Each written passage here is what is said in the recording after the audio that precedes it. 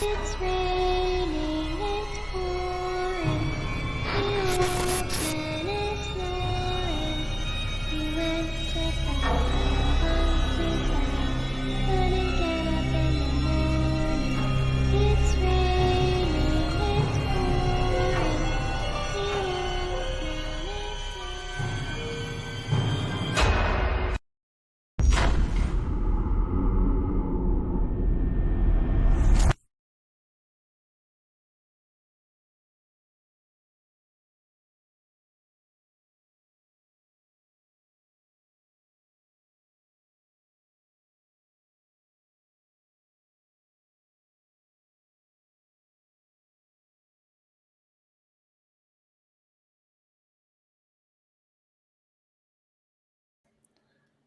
What's happening here?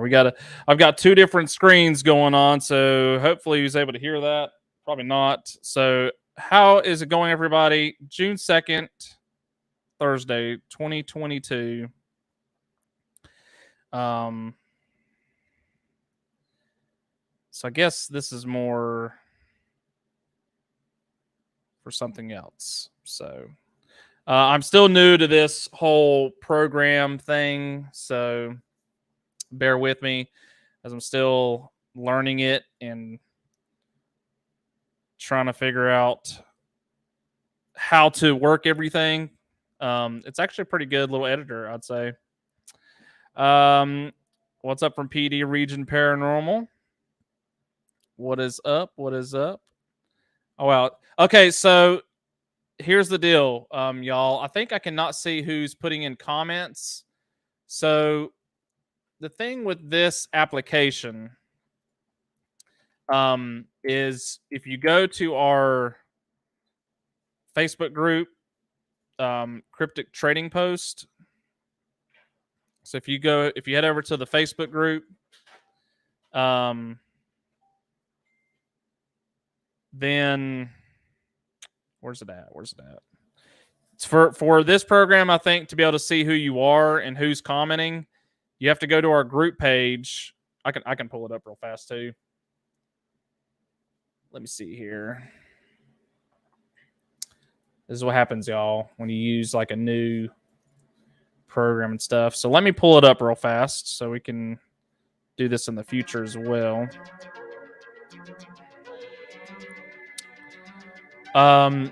So if you go like here, added the third-party app, Evmux. If you go to that, or if you actually click on the box, you can do manage access, and that way you can basically this program will be able to see who you are when you comment. Right now, it's just kind of sending in comments, and I'm not sure who's sending them. So, like, see it just saying, "Hey, everyone." Well, thank you for that. So yeah, once you get the program up on here to where to access, I think I'll be able to see who you are and what the comments are. I'm wondering if it's because this is more of like a newer program that Facebook doesn't have it fully, to where people can see comments or see who's commenting, things of that nature. So anyways, we've got an interesting show. If anything, I can pull up something else. Testing. Yeah, I don't know then. Kind of an odd one. I'm sure this is still a work in progress too. If anything, I can pull up what's what and see, which is kind of weird because I'm on different platforms too, so you can see.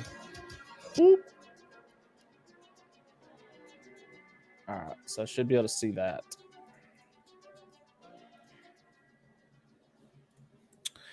Anywho,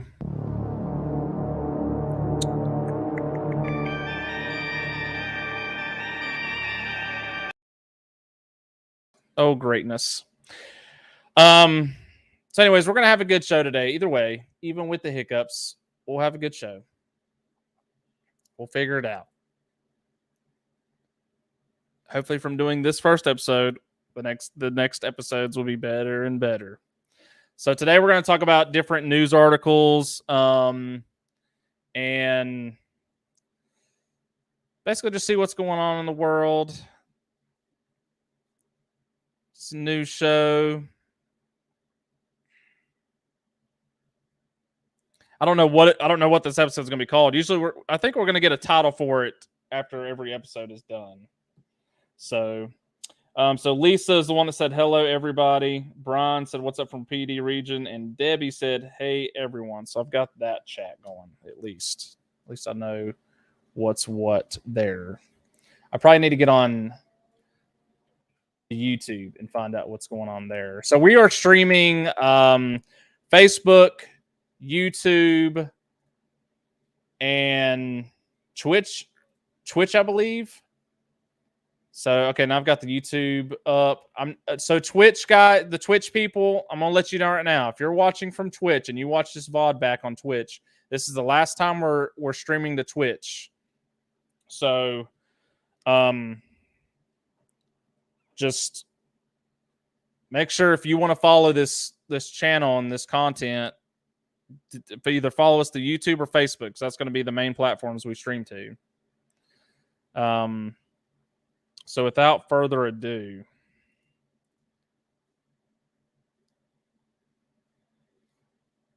I was also going to add, if you want to send in your stories for me to read about, like your paranormal experiences or any kind of experiences that you've had that just were out there, then please send them to our email at firstlineparanormal@gmail.com, and we will read those like for each the next episodes after that, and hopefully we can kind of keep that trending. And then if anyone wants to be a part of the show, I will start sending links out every show, and then we can get people backstage and get you on the show for different things. So if anyone wants to be on the show today from Facebook or YouTube, let me know if you want to hop on and comment about something or talk about something in general. And a big event was released yesterday, a global ghost hunt, and hopefully I can be a part of that. I don't know all the details yet, so I'll probably find out today what all that entails. So we hope to be a part of that. I hope if it's a big live event, oh yeah, we definitely want to be a part of it. So all right, let's go ahead and pull up our first little thing here. I always forget that I got to remove a lot of this stuff. I got a random hey from Facebook, which is weird. I should be able to see that right here, but I don't. Whoever said hey, it doesn't show up anywhere else except on here. So, okay. It's probably from different Facebook pages. Because we're streaming on multiple Facebook pages as well. So, let's go ahead and get started here.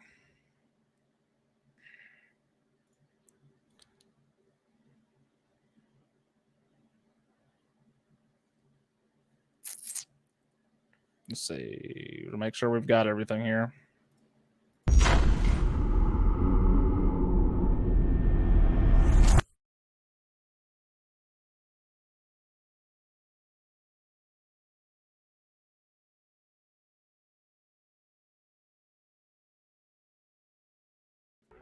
We're going to have to really work on that. Like, for real. I just don't know. Let's find the best. We'll do it like this for now. All right. So, we're probably going to go over a little bit of old news too, because I've got to get caught up with the world. So there's a lot of different things to look at today. Let's see. I need to find. Here we go. So we'll go ahead and pause that. So there is a viral video. This is back in 2021. It was a long time ago. I thought it was interesting, though. A viral video of parked motorcycle moving on its own intrigues netizens. I don't even know where this could be at. I usually try to skim through these. Oh, gosh.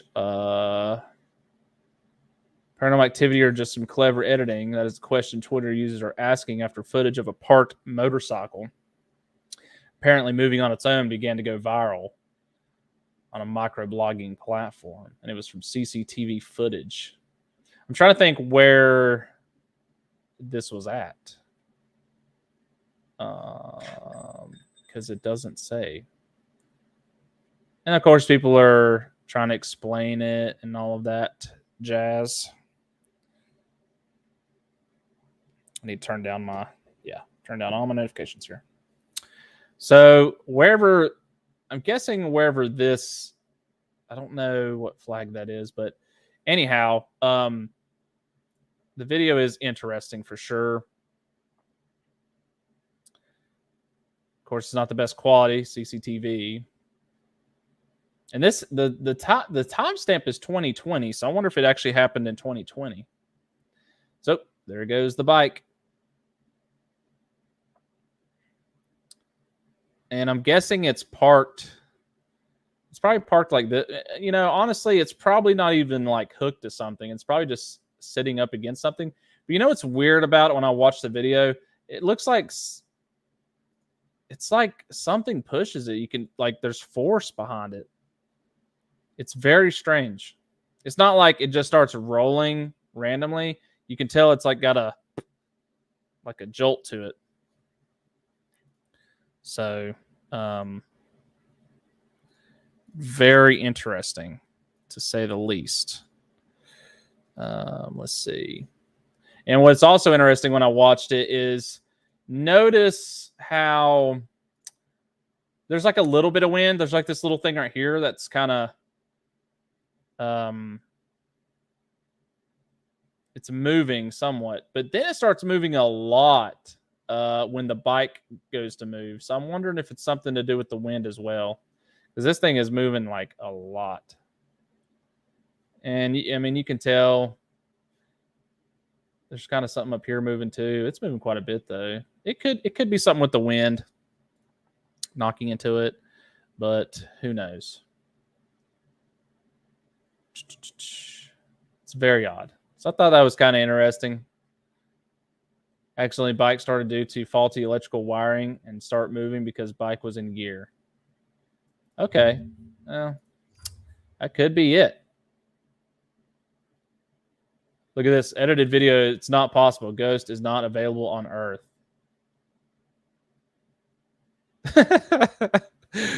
Some of the comments is great. So more than likely it was faulty wiring leading to engine to crank. That's insane. I would definitely not be wanting to ride on a bike over in that country. Ghosts exist, I also believe. It's like Yoda or something. So that's an interesting one. We'll move to the next one. Lottery winners who bagged 10,000, I believe that's pounds, correct? A month pursue paranormal passion. So I guess they got to where they took the monthly payments or whatever, and they're pursuing a paranormal passion. This was May 4th of this year.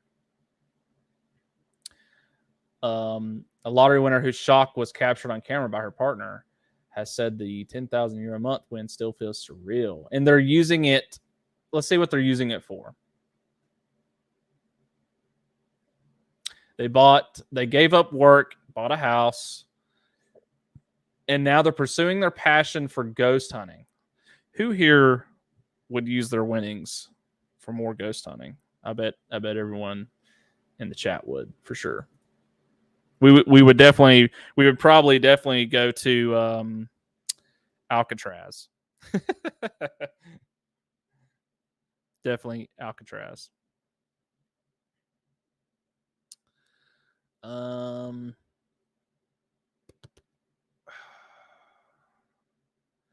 addition to having their sights on the supernatural, he's a manufacturing. Oh my gosh, he was a manufacturing engineer.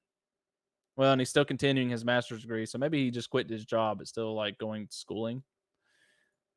The 38-year-old eventually plans to open a business making paranormal investigation products. So, hey y'all, we're gonna be getting some new products to the field. Hopefully, it's some stuff that we haven't seen before.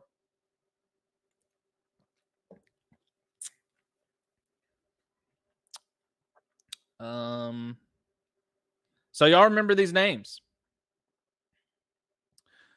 Mr. Stevens. Let's see. It's who is it? Laura Hoyle.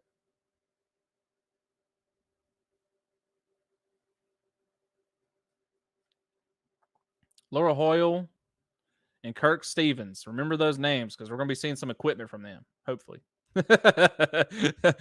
New equipment. That's awesome. Let's get some music back on here. Hopefully y'all can hear the music. If not, I don't know. We'll have to figure something out.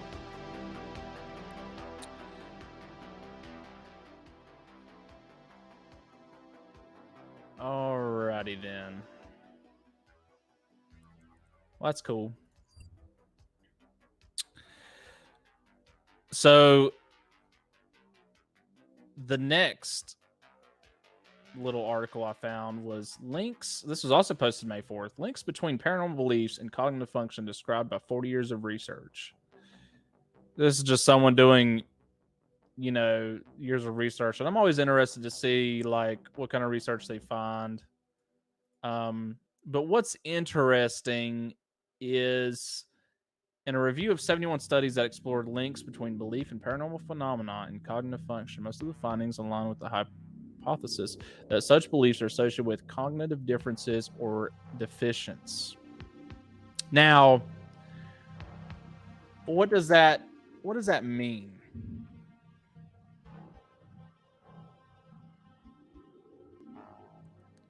And I did find there was something I had pulled up. Let me see if I can pull it up over here. Let's see, bookmarks.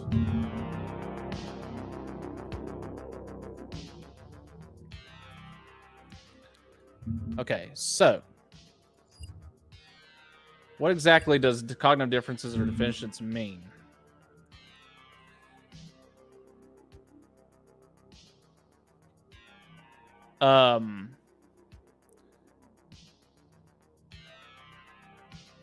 Well, that's not what I had pulled up before. This is part of it, but I was trying to think what they had said before. Basically, it's a difference between... Actually, it might still be on this one right here. It says it right here. There's a difference. It's between intuitive and... Oh, here we go. A particularly consistent association was found between paranormal beliefs and an intuitive thinking style. So there's intuitive, and I think there's...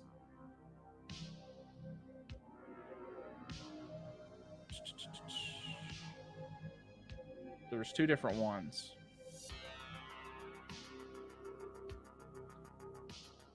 I'm just trying to remember. What's up? What's up, Irene Takura? Thank you for that. We're definitely going to have to figure out these comments and stuff because I'd love to have y'all's stuff up on the screen.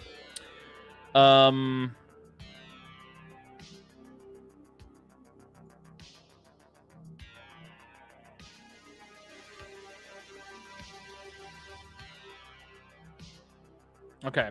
So we'll just kind of read through here. Researchers have examined potential links between cognitive functioning and belief in paranormal phenomena such as psychonesis, hauntings, and clairvoyance. However, about 30 years have passed since a non-systematic review of this literature was last conducted. The studies explored a range of cognitive functions such as reasoning ability, thinking style, and memory.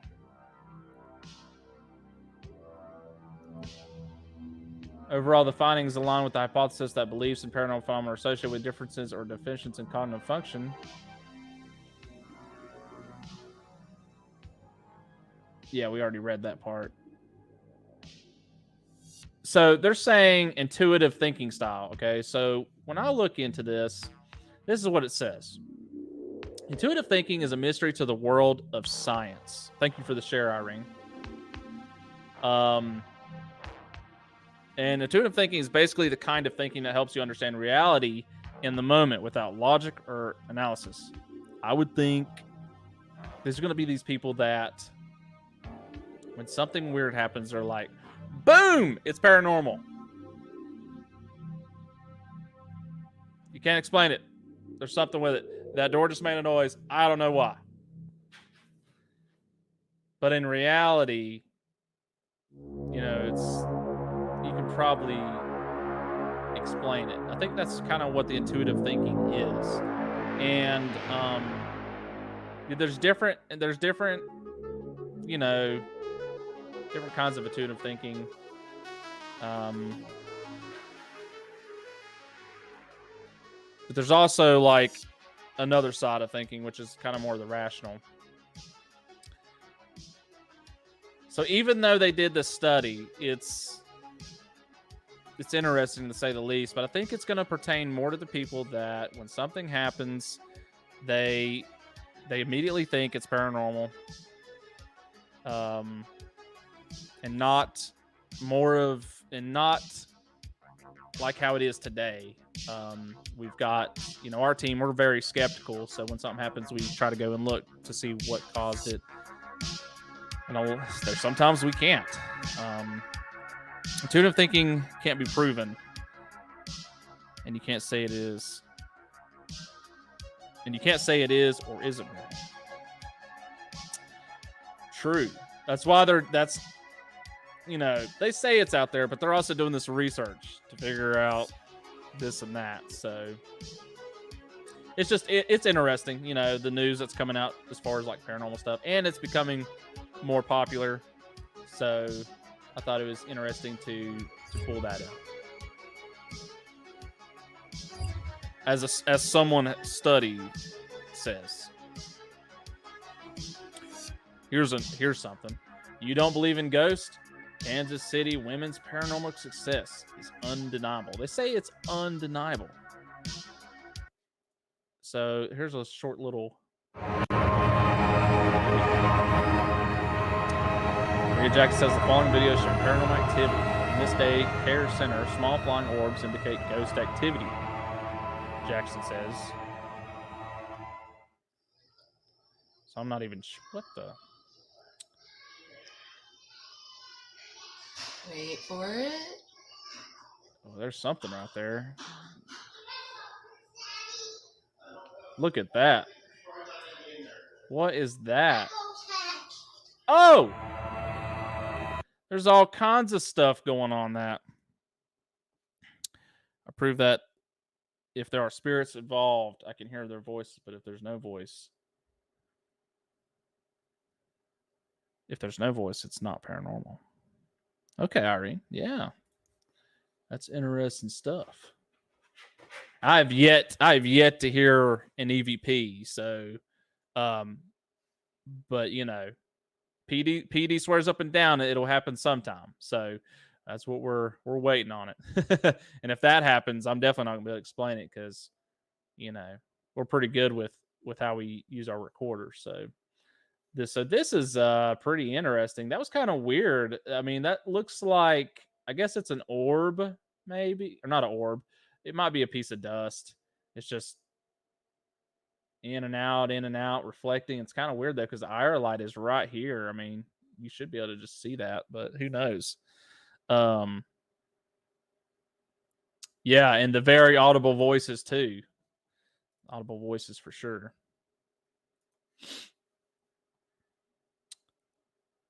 But I did see the shadow go up through here.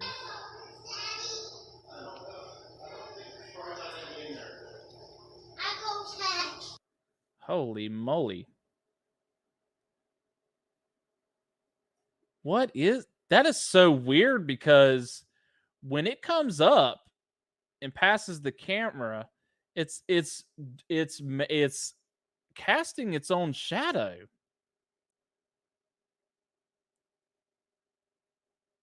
which is odd because, on our last investigation, um Katie was up in one of the rooms in the jail and said that she saw the light be blocked. She thought the light was blocked out from an IR, well, not an IR light. But, well, yeah, she was looking through the camera at a corner of the room, and we had a static camera set up in the hallway outside, and it was shooting down the hall. And the way she was positioned, she was looking at this corner, and lighting on the corner was blocked out for a moment. So she turned and looked outside of the hallway. So could this suggest that some of these dark shadows that people see is can cast its own shadow as well? That's nuts.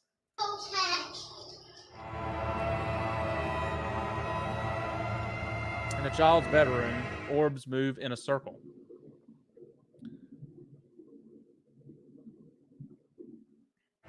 That was it. Orbs move in a circle.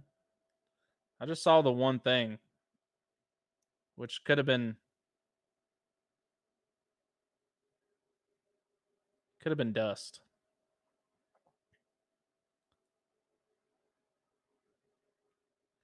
It's so weird with cameras. Yeah, I don't know. That might be dust, but it's so weird with cameras nowadays. Like, look at this. There's like a corner cut out here, corner cut out here of this thing flying through the air. But it's hard to tell. It's hard to tell. Orbs float around this bedroom. In the corner to the right of the bed, a shadow seems to move and expand. I think I remember watching this somewhat, and I couldn't figure out. It says to the what was that?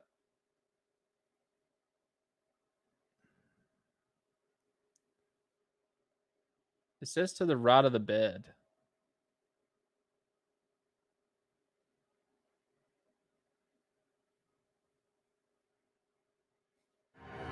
That's the one I can't figure out. Like, you can see the wall to the right moving, but I don't see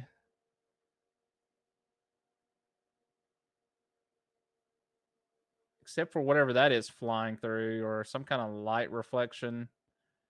I can't tell what they're wanting us to look at here. Like, I'm going frame by frame and don't see anything popping out except for that wall sort of changing, but that could be just lighting. So they're saying, so it's funny. They're like, this is undeniable evidence. But for me, not so much.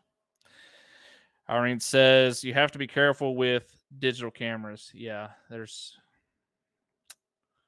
so much stuff, odd stuff with digital cameras.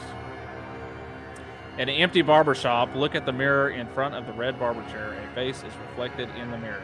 Is it that? That's a face?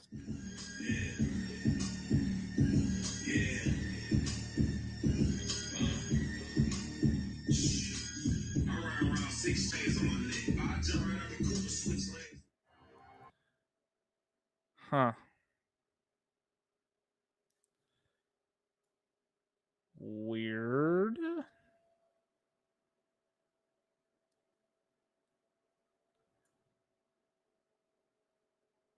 I don't know. I don't know about that. That looks weird. And it's not really a face. It's like a weird mask with a hole on it. So, kind of odd.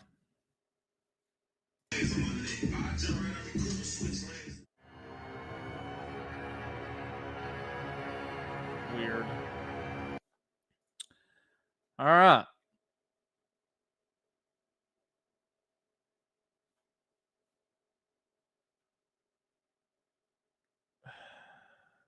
But it looks like they've got history. Um, they've got some kind of weird horseshoe hanging over the entrance now. Isn't that like some? Isn't that bad luck to have that though? If I remember. Then again, it says previous owner probably put that up for protection. Okay, so it's been there before. In many cultures, the horseshoe is a charm placed above a door to ward off dark spirits, kind of like them gargoyles. Yeah, I don't know, Irene. I don't know. It looks weird for sure. So there's that. I'm gonna have to work on getting some more links up here. Until then, we will switch over. Some odd stuff.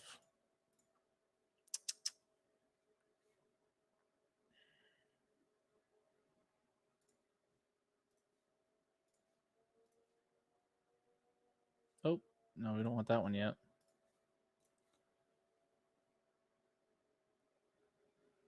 Okay, we could do these three right here.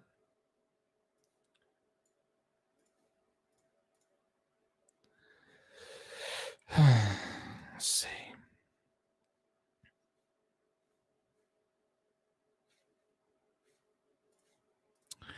Alrighty. A lot of stuff is not paranormal. That is true.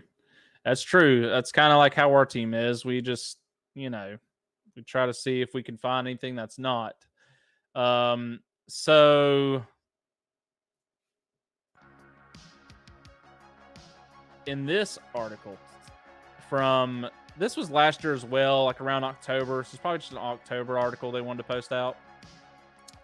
2 in 5 Americans believe ghosts and demons exist, which is interesting. Recent poll. Oh, so this was just like an online poll, so who knows? This could, so this probably is not as accurate as we'd want it to be, but it found that 43%, let's say they surveyed 1,000 U.S. adults between October 8th and 12th.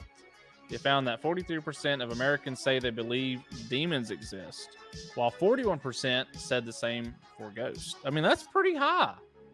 That's pretty high for like a phenomenon, is what they want to call it. And some 39% of Americans said they didn't believe in demons, while 18% said they were not sure.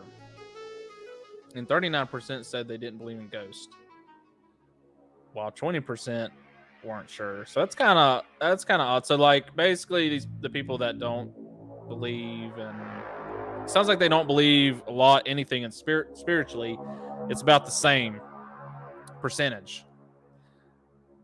And then it's kind of skewed as far as like, more of what your beliefs are and what religion you are. So Americans were much more likely to believe in demons and ghosts rather than wolves and vampires. 9% believe in the existence of werewolves, while 8% believe in vampires. Do we have anyone in the chat that is werewolf hunting or vampire hunting? Are they searching for those phenomenons? We need to know.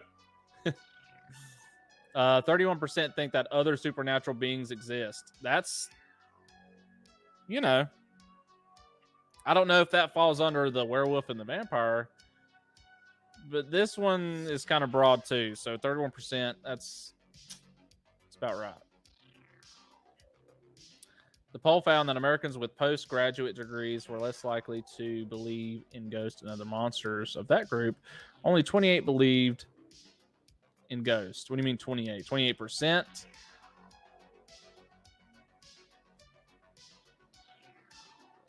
Huh. Americans who completed postgraduate education programs were also less likely to believe in demons at 31%. Now, that's kind of odd to me.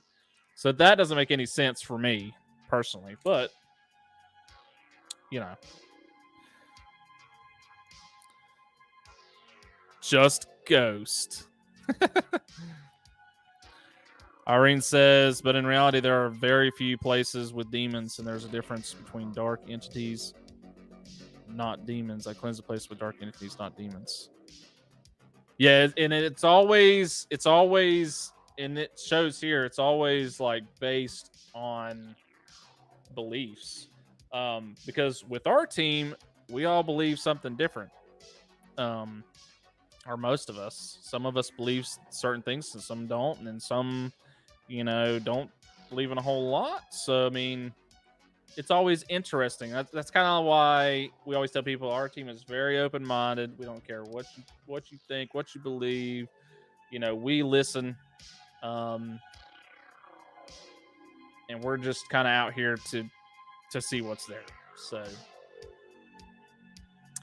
Some of the believers said they had personally encountered the monster or supernatural entity. 1 in 5 Americans, or 20%, say they have personally encountered a ghost. This is probably, I don't know. It's an online poll, so you can't really take much from it. Less, and this kind of goes with you too. Less said they had personally encountered a demon, 11%, and hardly any said they had come across a werewolf, 4%, or vampire, 3%.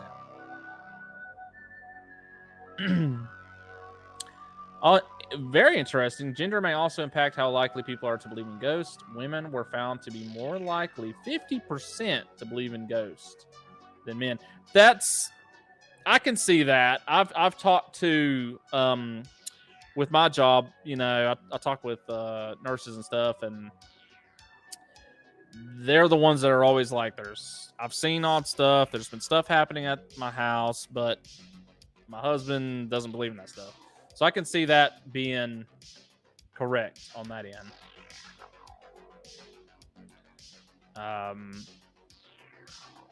And they also, there's more likely chance for them to believe in demons. So, it's always interesting.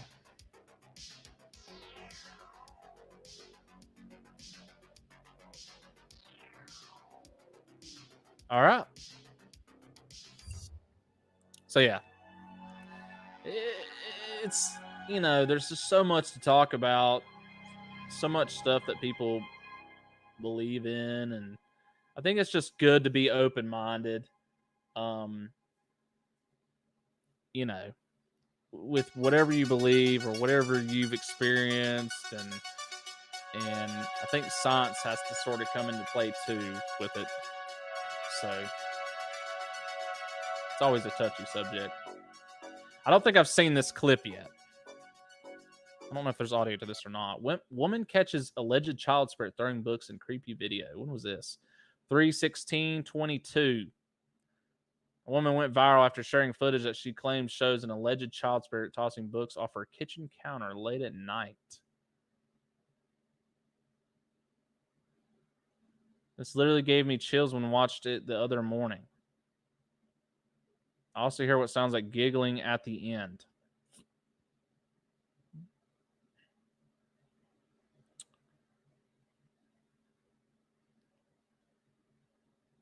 So she's been dealing with this for a while.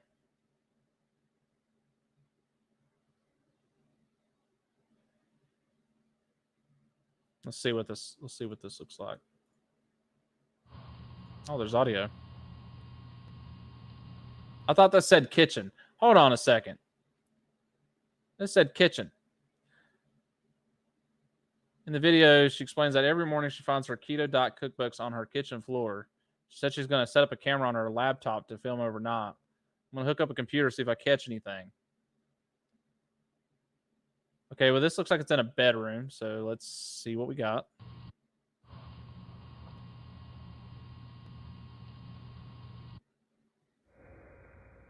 Oh, she captured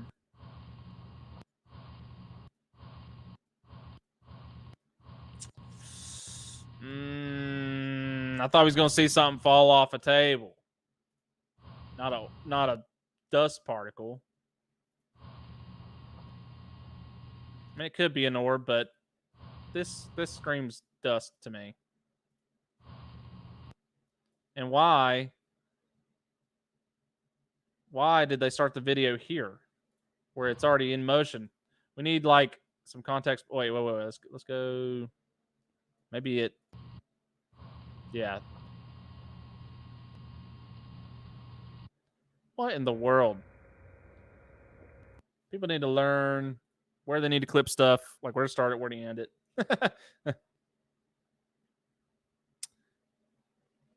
Oh well. I don't know about that. You're going to have to catch some more stuff. You're going to have to put a lot of cameras around so we can see what's going on. Spooky Britain, how ghosts became a national obsession. This was posted. When was this posted? This doesn't even give a date. I know it's. Oh, here we go. Wednesday. Let's see, April the 6th, 2022. So yeah, we know it's becoming definitely a more well known. Like people are wanting to talk about it more. Versus back in the day where, you keep that hush down to the low. You don't want nobody thinking you're crazy. I've heard stories where people have said, I've seen a shadow guy standing over there. They said this was gonna happen. La da da da. Next thing you know, they take these people to the hospital and they're like, there's something going on. So it's becoming more of an obsession now, and it's also entertaining. On the side of it, people that don't want to do this like we do, they find it very entertaining. So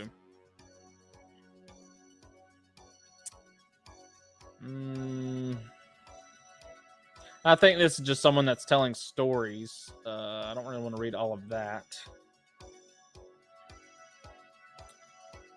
But what's interesting when I read some of this was some people are like, am I actually hearing these noises? Maybe I'm getting a bit stir crazy. And this was a lot of it was during when COVID came out.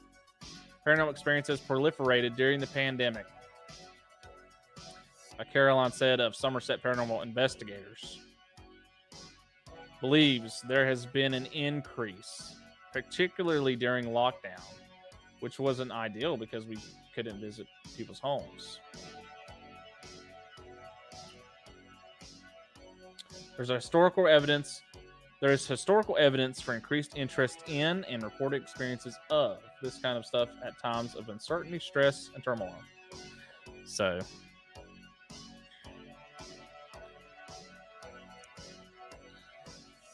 Aaron says, that's why I don't tell anyone what I do. I'd be thrown in the loony bin. Well, I would say it's not as... Like people wouldn't want to jump to doing that as much. There's certainly a growing fascination with the paranormal and other phenomena such as UFOs. Yeah, we know. TV shows and the likes. Numerous Facebook groups have sprung up with people posting pictures they have taken, convinced ghostly faces can be seen, and blurred images. Organized ghost hunts are well attended. Yeah. So we know all that. We know that.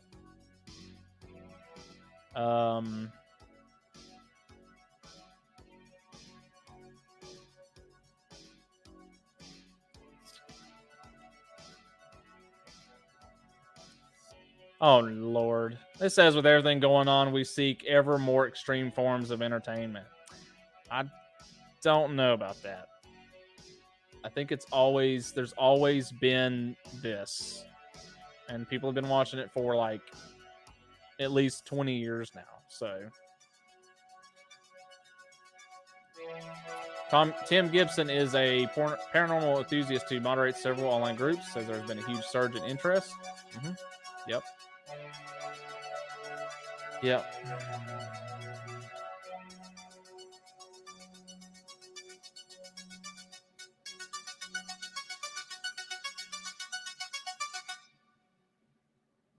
He's telling all these people, showing all these people evidence.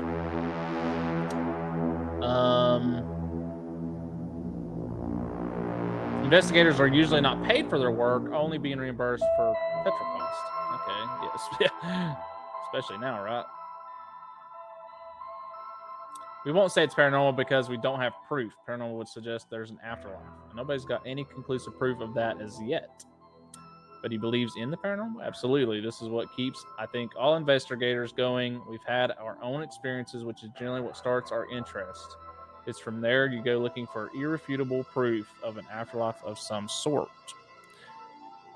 We, as a team, kind of look at it as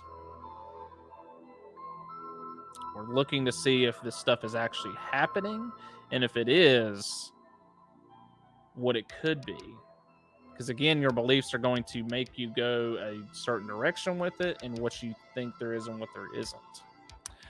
Aaron said there has been an increase in paranormal activity since COVID. Here, suicides have increased. Yep. Well, and with COVID, you know, teenagers growing up, not being able to go out and have fun and be outside and play. They're stuck at home all the time.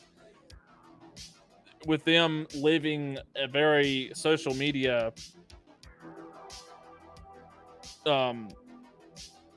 focused life, I'm pretty sure there would be good evidence to say that people are becoming depressed sitting at home all the time. So that stuff's going to go up for sure.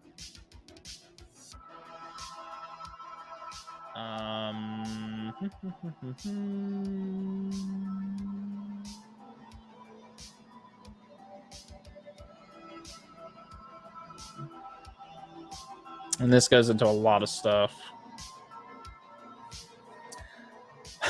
A skeptic would argue that the more time we spend in our houses, the more likely we are to be haunted by them. I guess the way he worded it is pretty good. It says the more likely we are. I don't know. I like to stay at home quite a bit, and I don't ever, have I had one or two things weird happen, and I'm like, what's up with that? Yeah, but it's nothing crazy. It's nothing like, and usually I think about it for 2 minutes and then I'm past it. Like, so I don't know about that.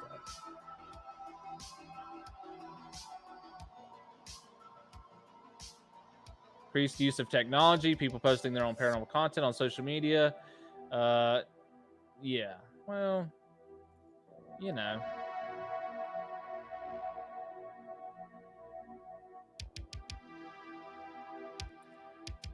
we don't like not being able to explain things, he says. He will often take even the flimmiest evidence that applies to everybody, believers, skeptics.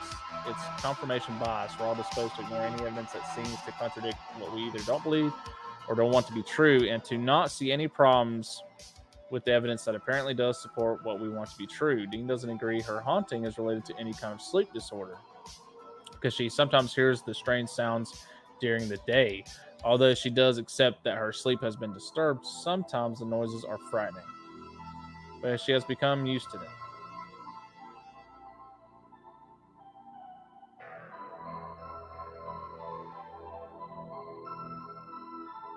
Yeah. I like that.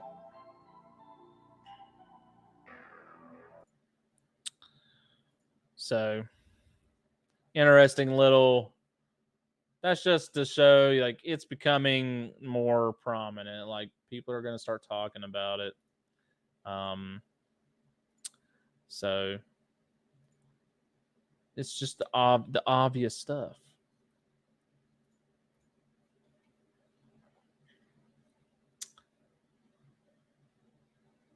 So, an interesting story about UFOs. I know we've been getting a lot of more UFO people as well. Why some scientists want serious research into UFOs. Now, I'm not going to read through all of this, but from what I have seen and heard, there was a clip to come out by I think it was the U.S. Air Force, maybe? It might have been Air Force. And the U.S. Congress held a public hearing about this said footage. So we are going to take a look at it. They're saying it's a good to... why do we need to study it? They want to understand it, of course.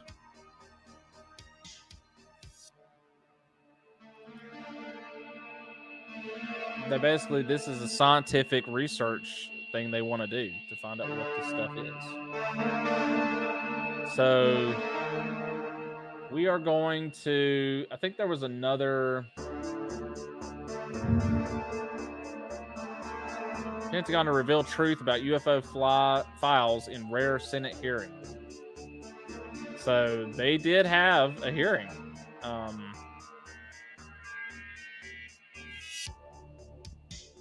From two defense officials of intelligence and security. Asked whether he was concerned that UAPs might be a foreign adversary, and we don't have. They said we don't have a view on that, but they want to collect more information to find out more about it. Got a hi. I'm not sure who it's from, but hello. Hopefully, I can work with the devs and stuff here to find out more on how we get those comments to work better. So let's watch we'll watch this little video, and I think there's a bigger, like a YouTube video I can. Oh my goodness, advertisements, can't get away from them.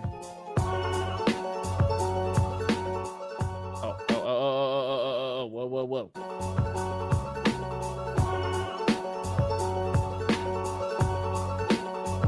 Now, okay, on my screens, everything is running very smooth. So when I'm looking at it on my phone, it kind of looks choppy. I'll also look into that afterwards too. That might be just something that I can't control, but I'll find out.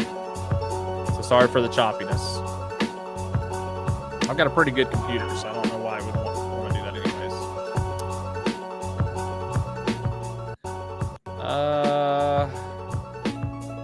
Unidentified aerial phenomena.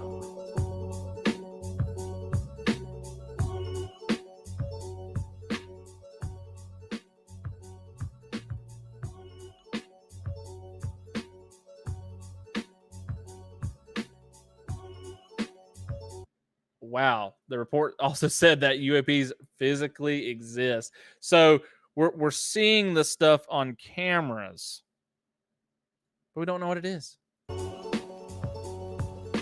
We know it's there.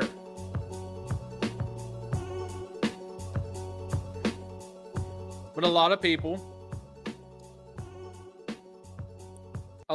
say, oh, that's just like stars in the sky or this and that. So a lot of people really don't believe in them either.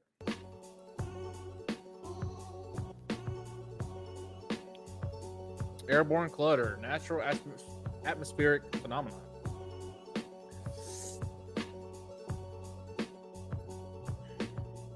Like drones.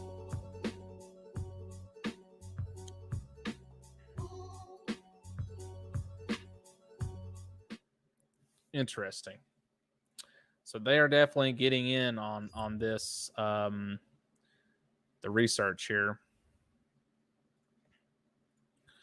So let's pull up. I think we've got.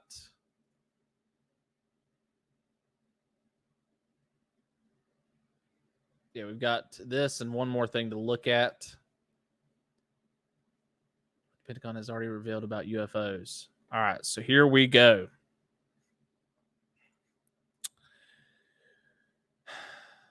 Congress prepares to hold its first public hearing on UFOs in 50 years.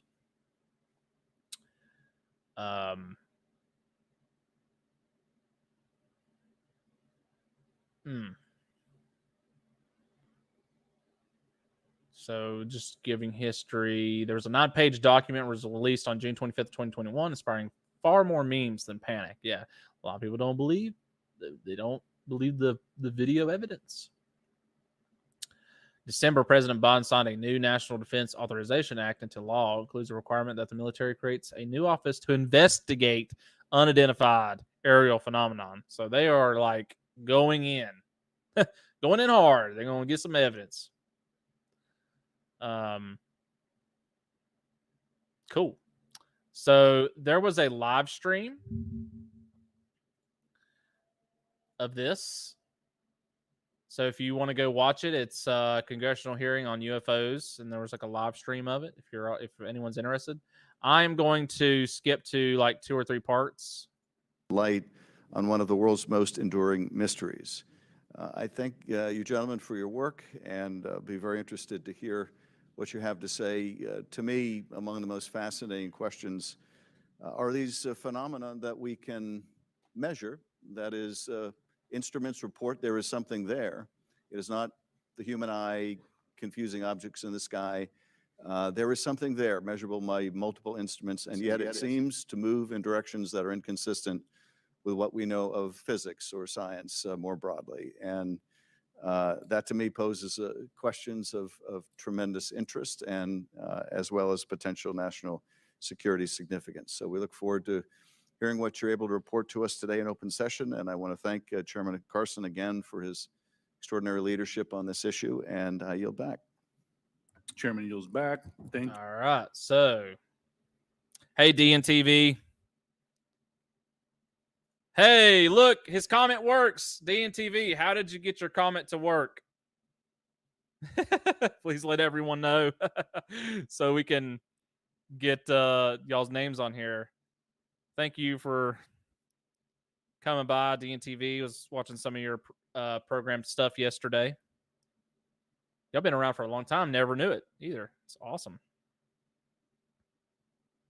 Glad to have you here. So again, y'all just I haven't said anything before, but here's our website, firstlineparanormal.com. That's just all the links associated with us. Go there and check us out. Our Facebook group that we're streaming from mainly right now is Cryptic Trading Post. It's just a little show we've made from the team of First Line Paranormal, going over news, stories from people. So I just changed from my normal name and to my DNTV. I'm Sherry, by the way. Hey, Sherry. Yeah, I don't know. I don't know what's going on. I'm not getting everyone's thing, but who knows? If anyone has any stories or would like to be a part of the show, please email me at firstlineparanormal@gmail.com. We don't really do like interview style, whatever, how I want to say it, interview style things with the guests. This is more of a, you as a guest can come on and basically watch the stuff with me and comment on it and just talk about different things. So it's pretty cool. Making PO mods. I had to pick up my phone like, what did you say? Okay, well, at least your thing's coming through for sure. I don't know. Anyways, let's go to, so here's the most replayed of the YouTube video. So here's some footage that they're showing. Just to name a few, have been brought in to expand our understanding in areas where we may not have organic expertise. In short, okay, gotcha, we've endeavored to bring an all-hands-on-deck approach to better understand this phenomena. So what have we learned so far? Any given observation may be fleeting. Hey, Parapost Network, long. Central. It may be recorded or What's not. up? It may be observable by one or multiple assets. Oh, okay. In short, there's Thank you. rarely an easy answer. For example, let me share with you the first video. So the group, like group admins, are able to get the names on here. So I'm not sure. That we have here today, It's probably just an access which thing. shows an observation in real time. Observation in real time. Let's see what we got.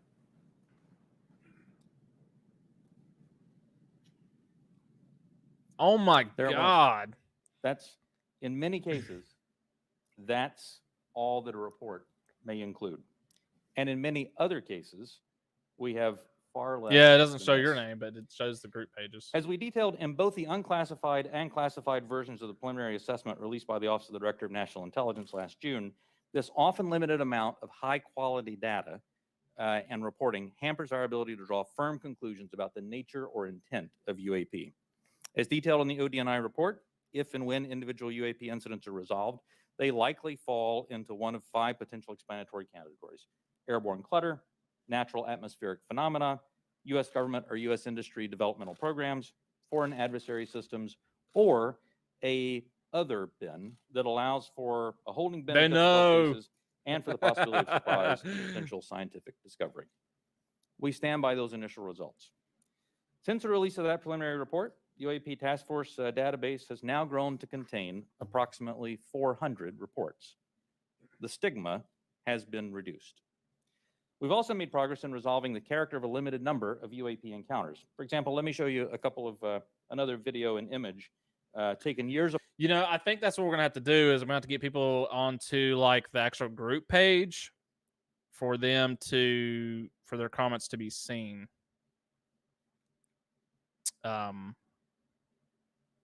So that will kind of give you more incentive so your comments can be seen on our videos. So that's interesting. Let's see what this other one is. I didn't watch this other one. Apart in different areas. In this video, U.S. Navy. Yes, add them to your group page. Well, Sherry, I see your Several name. years later- Like I can see on the Facebook chat who you are, but not on this program. It doesn't show your name on this. So maybe is it because you're not? It's probably what Later. it is. You're not a part of it. And off a different coast, But it's showing the U.S. Navy personnel, I don't know why it's showing DNTV. I don't even know if they like our page or not. So again, in a swarm of unmanned aerial systems, and again through night vision goggles and an SLR camera, recorded this image. But this time, other U.S. Navy assets also observed unmanned aerial systems nearby. And we're now reasonably confident that these triangles correlate to unmanned aerial systems in the area. The triangular appearance is a result of light passing through the night vision goggles and then being recorded by an SLR camera. I don't mean to suggest that everything that we observe is identifiable, but this is a great example of how it takes considerable effort to understand what we're seeing in the examples that we are able to collect. In this example, we accumulated sufficient data from 2 similar encounters from 2 different time periods in 2 different geographic areas to help us draw these conclusions. That's not always the case, though. We recognize that that can be unsatisfying or insufficient in the eyes of many. This is a popular topic in our nation, with various theories as to what these objects may be and where they originate. By nature, yeah, you'd have to go through our group page and see if you can go to the EVMUX like manage access and then get accepted, and then try to refresh the stream and see if it'll do it then. we are all curious and we seek to understand the unknown. We are all curious and we seek to understand the unknown. Heck yeah, that's what I like to hear. All right, so that was an interesting video. I did not see that before. So here they said, let's go and watch this a little bit because this is. It was outside of a plane window. There we go. Chairman Schiff. Thanks, Chairman. Mr. Brake, can you rerun that first image? It looked like it was outside of a plane window. And if you wouldn't mind going up to the screen and tell us what we're seeing. Not that you can necessarily tell us what we're seeing, but explain what we should be looking at in that first image. Heck yeah. Absolutely. And Alexi, what I'll ask is if you can. Sherry says, stop I'm it big at on a paranormal certain and point. UFOs.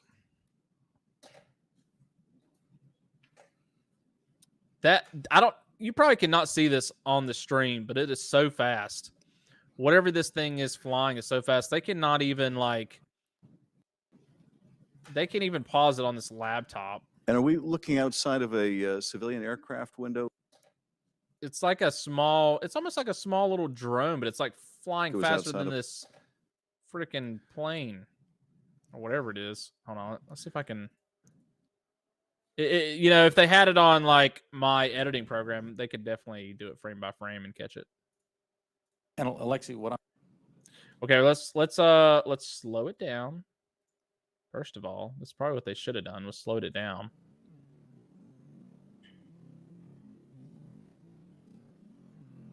We're gonna catch this thing live on Cryptic Trading Post.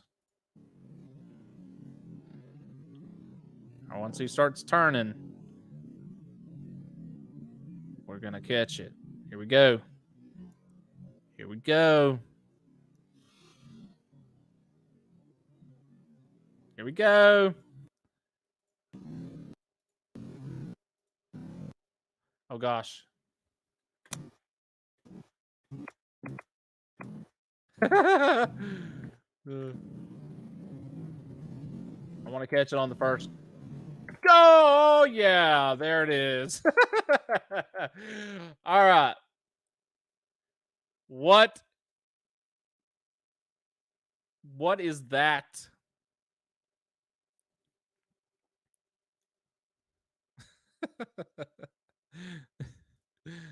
Aaron says, I love it. What is that? That thing is flying through the the screen. Like you can't even. It's hard to catch it unless you. I had to slow it down to 0.25, and even then, I almost missed it. So this is the part they're talking about.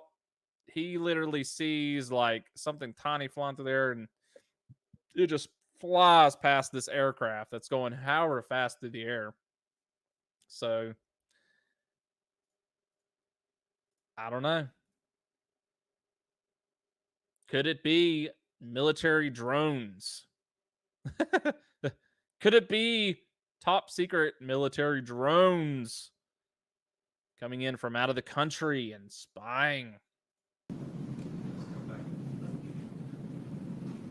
Who knows? And are we looking outside of a civilian aircraft window? Is that what we're looking at?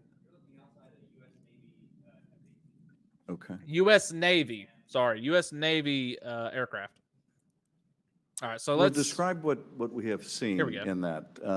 What are we observing? What you see here is aircraft that is operating in a U.S. Navy training range that has observed God, that thing is spherical fast. object in that area.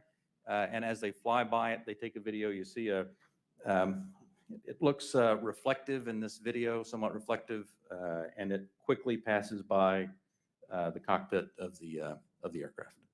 And is this one of the phenomena that we can't explain?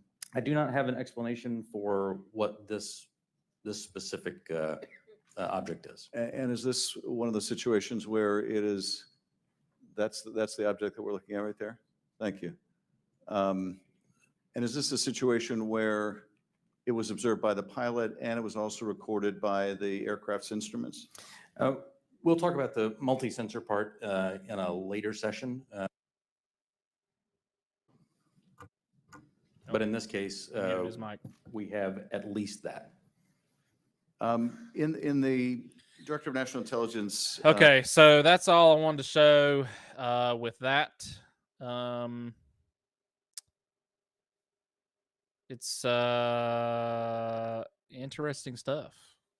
So if you definitely want to watch all of that, it's the congressional hearing on UFOs, and there's a live video replay back on YouTube. Interesting to see that, or more than just us mere folk is getting into phenomenons. Like they want to start getting into it now. There's with the technology, they're like, oh, there is something. We're getting stuff in our training airspaces.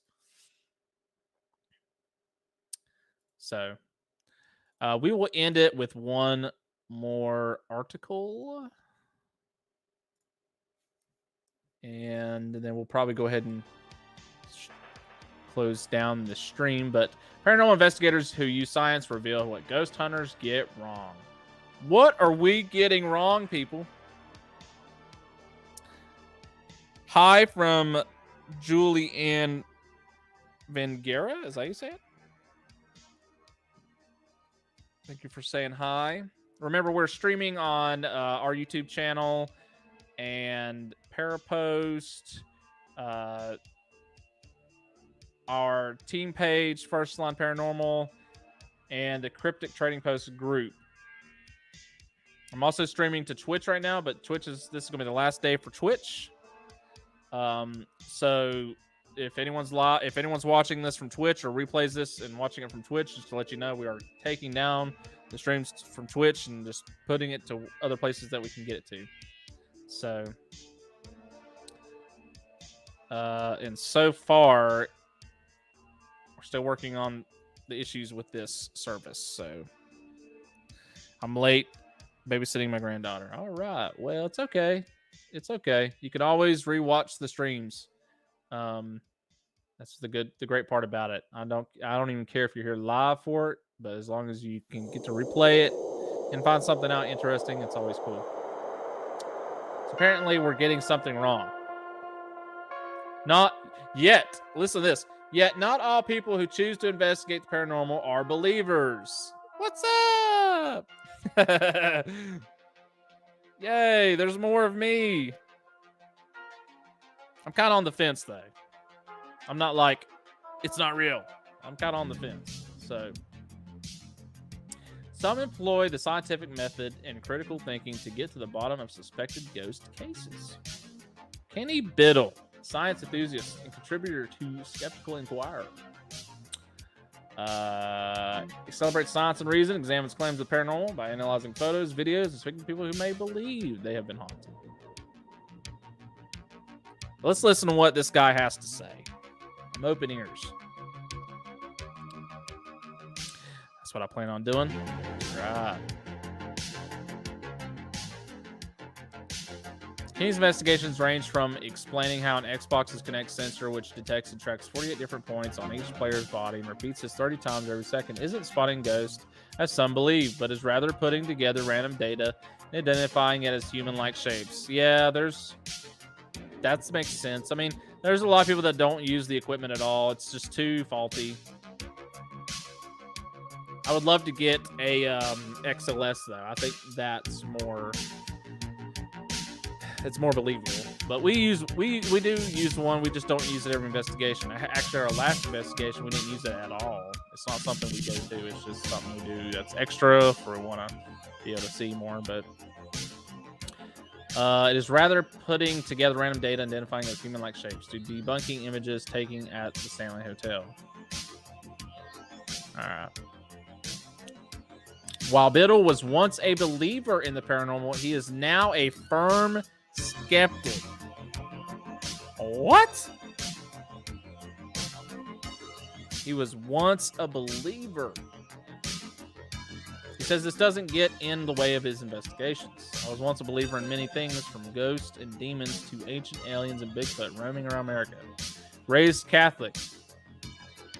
Believing in an afterlife and spirits was just part of my upbringing. I began visiting allegedly haunted locations in 1997. I was a stereotypical ghost hunter back then, doing more anomaly hunting, looking for things that may be inexplicable than actual investigations. Julie says, I am a believer. I've had several things happen. My 3 kids are on the fence. That's right. Biddle says the realization that science had failed to prove ghosts exist, but a plethora of ghost hunters claim to possess evidence of the paranormal, was a turning point for him. Began to realize a strange detail. All of these ghost hunters were getting photos, videos, and audio clips of the phenomenon that, as I understood it, was a very rare occurrence.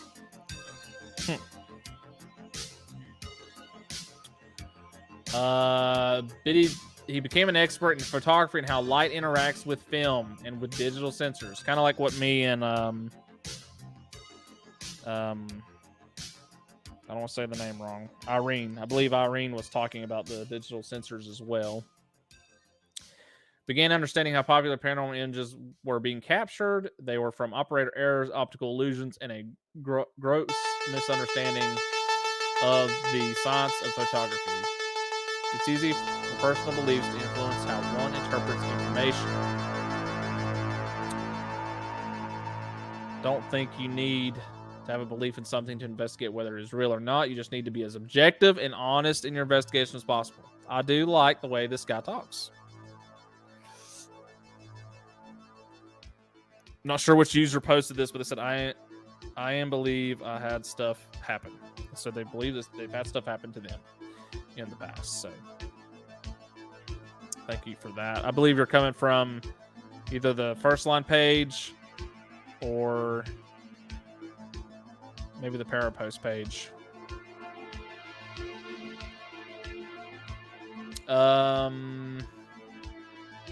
So Haley Stevens, a UK-based paranormal investigator, takes a similarly scientific approach to her work.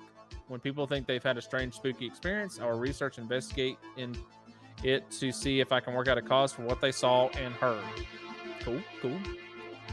Unlike the ghost hunters you see in the media, I don't look for evidence of the paranormal, but instead try to find rational explanations. Cool, cool. Stevens also started her journey into paranormal investigation as a believer in the supernatural. Also started that. By having such a biased approach to ghost research, one where I actively looked for ghosts as priority, I had missed the bigger picture. I'm still open-minded about it. I'm happy to say when I can't solve a mystery, but the supernatural and paranormal are no longer the explanations I reach for first when trying to work out a case I'm presented with. Yeah, it's just like how our team is. We don't, we say, whoa, what was that? You heard that? Yeah. All right, let's go check it out. And we actually was able to debunk something at the jail. Something happened, and our tour guide was like, that happens all the time here. I went down, figured out what it was, and told them we will not be hearing that anymore. So, we just work differently. We work kind of like how these people are. Stevens explains sometimes not getting an answer is okay, and that while not a believer in the paranormal anymore, there are still plenty of experiences she can't explain. While not a believer in the paranormal anymore, there are still plenty of experiences she can't explain. Yo. Science is an ongoing process in which answers aren't always delivered immediately, and negative results can be as important as positive ones.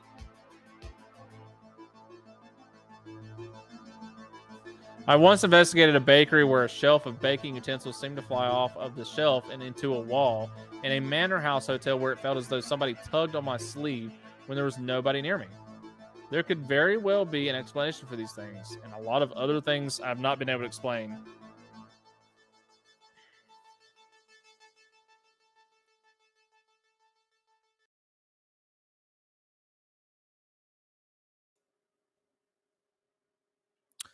So you're telling me you had things fly off these shelves and you had your sleeve tugged on, but you don't want to say it's paranormal and that it could possibly be explained? I don't know.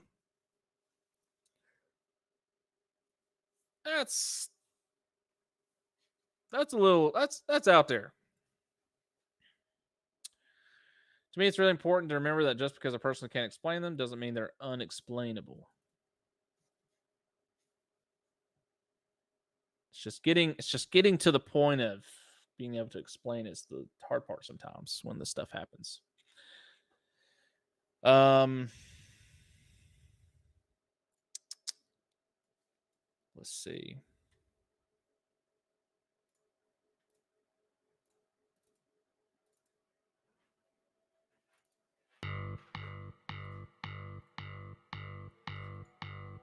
She says this is a mistake a lot of ghost hunters make, assuming if a rational explanation is clear to them, there must not be one. Okay, yeah, I get that. You got to be very, very open-minded, but at the same time, you're like, what?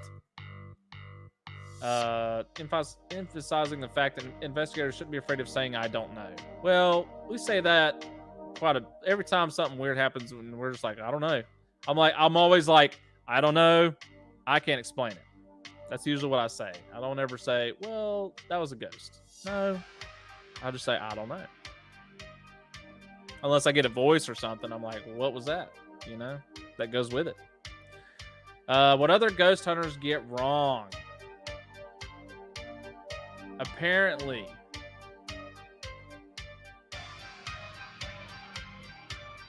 One of the mistakes made during investigation is turning the lights off.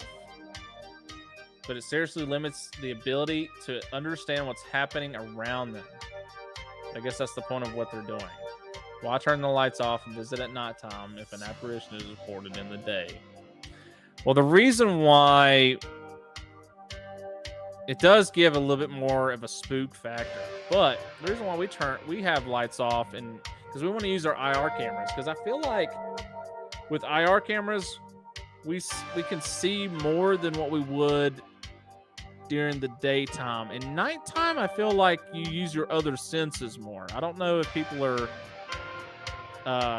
people agree with me on that or not, but that's kind of how I feel. Like you can, it just seems like you can hear better because you can't see as well. That's just how I feel about it. This approach can also put amateur investigators in dangerous situations. In February of this year, Newsweek reported the story of a 35-year-old woman who suffered multiple injuries after falling near the back of the Central Terminal in Buffalo while hunting for ghosts. Be careful out there, guys and gals. Be careful when you're at these locations at night, especially the ones where you've walked them through the day and they've said, be cautious in this area. You can fall and hurt yourself, and just be careful. When you're going downstairs, don't worry about getting down the stairs quick or trying to look cool. Just, if you got to, turn the light on. Get down the stairs. I'm very, bad for telling my team, don't turn your flashlight on. Don't turn them on. I want this video to look good. But in all reality, if you're trying to navigate somewhere and you know there's going to be some stuff in the way or it's going to be some stairs, just turn the light on. Get down to where you're going to first and get back to recording video.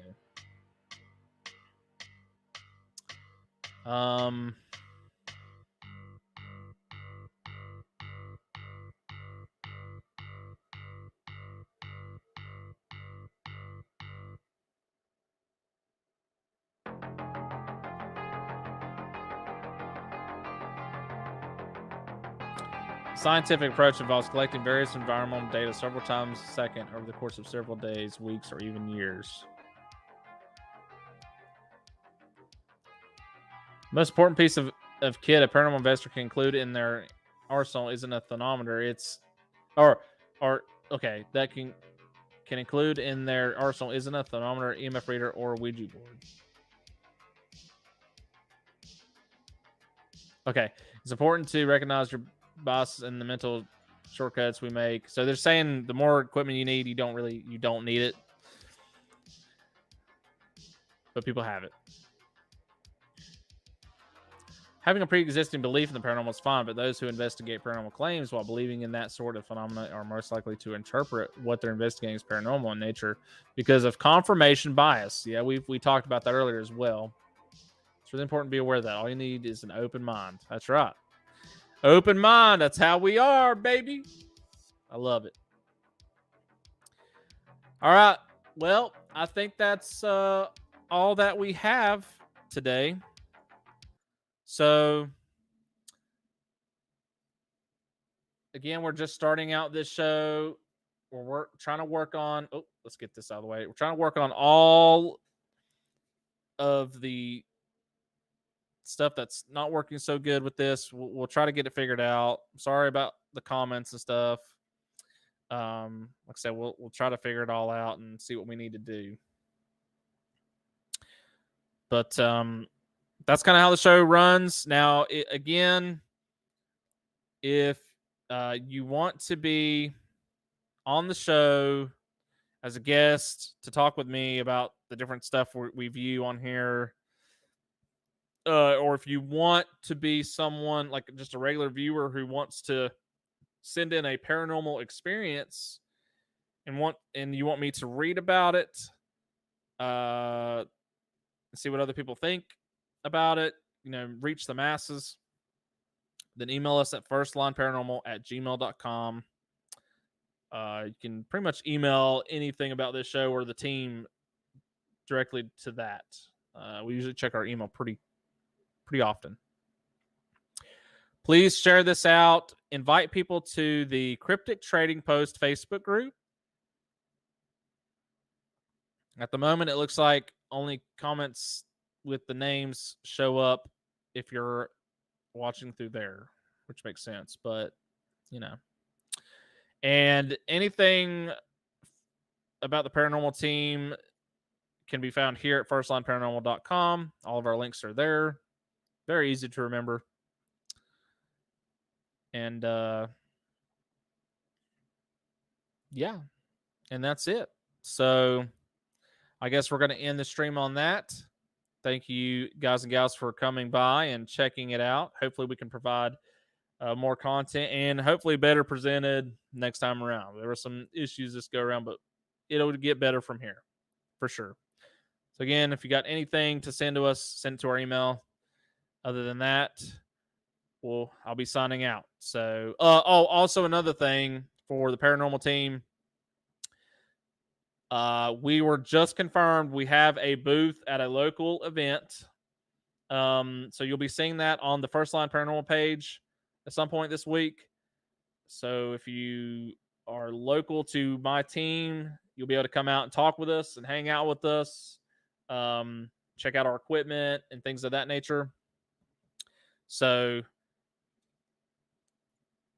yes, thank you for who said enjoyed. I think it might be from the Parapost page, possibly. Thank you. But yeah, we'll be out at that event next week. We'll probably do some. We might do a live out there. We might, maybe not a live. Maybe just like a Facebook Live or something. We will do a behind the scenes video and post it maybe on there. But that's the next thing that's coming up. We're still diligently working on our video from the last thing. It's going to be at a festival here locally. So if it's whoever's commenting there, if you live here locally, then just check out the Facebook. Keep checking on the Facebook page this week, and we will post what the event is, and it'll have the information on where it's at. It's gonna be on a Saturday, so we're gonna have a booth. We're gonna have like a booth and everything out there, so should be pretty exciting. And you'll be able to buy some stuff from us. Morgan's working on having something to give to some people there at the table. There's going to be raffles there, so definitely come out, check on our table, and should be fun. So I think that's all we have. So yeah, we're going to go ahead and sign off. We will be back on this show. It'll be next Thursday, 10:30 again. Also next Thursday at night, I think it's gonna be around 7 p.m. I will be on PD's show. I think Paranormal Static is what they call it. I will be on their show Thursday night next week. So 2 shows in a day with me. I know nobody can handle it. Anyways, thanks for coming by. We'll be signing out now. See y'all next Thursday. And remember, First Line Paranormal will be your first line. Happy hunting.